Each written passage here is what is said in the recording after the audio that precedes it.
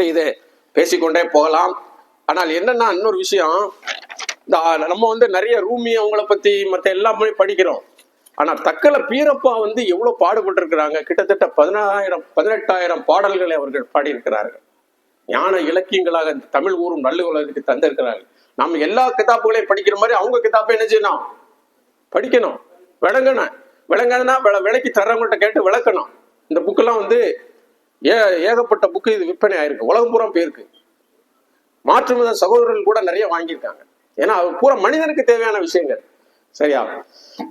அப்போ வந்து ஞான புகழ்ச்சி, ஞானப்பால், ஞானப்பூட்டு, ஞான மணிமாலை, ஞான குரம், ஞான ரத்தின குறவஞ்சு, திருமெஞ்ஞான சரநூல், ஞான நடனம், ஞான முச்சுடர் பதிகங்கள், ஞான விகட சபர்த்து, மகிரிபத்து மாலை, விஞ்ஞான அமிர்த கலை, பிஸ்மில் குரம், ஞான திறவுகோள், ஞான சித்தி, ஞான உலக உருளை, ஞான கண், ஞான மலை வளம், விஞ்ஞான களஞ்சியம், இப்படி பல பாடல்களை தந்திருக்கிறார்கள்.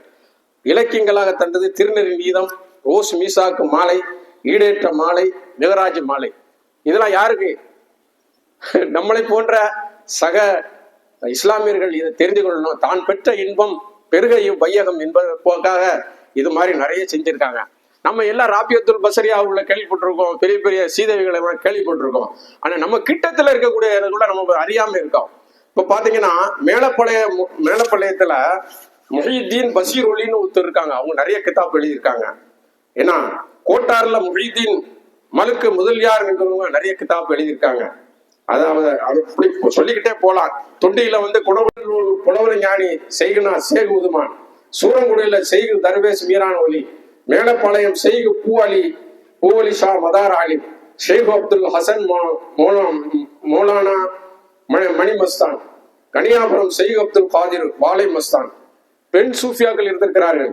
தென்காசில் ரசூல் புவியும், கிழக்கரையில் அல் ஆரிஃபு செய்துனா ஆசியா அம்மாவும் இருந்திருக்காங்க. இப்போ கிழக்கரைக்கு போனீங்கன்னா அந்த அம்மா என்ன எழுதியிருக்காங்க கேளுங்க. தென்காசிக்கு போனீங்கன்னா இந்த அந்த ரசூல் பிவியினுடைய கேளுங்க. ஆத்தங்கரை சீதேவி மாதிரி இவங்கெல்லாம் பெரிய விஷயங்களை அவங்க அறிந்து உணர்ந்து தெளிந்து நமக்கு என்ன செய்திருக்காங்க, பாடல்களாக தந்திருக்கிறார்கள். இதெல்லாம் என்ன செய்ய நம்ம வந்து வாழ்க்கையில எடுத்து நடக்கணும். சரியா? அது மாதிரி பார்த்தீங்கன்னா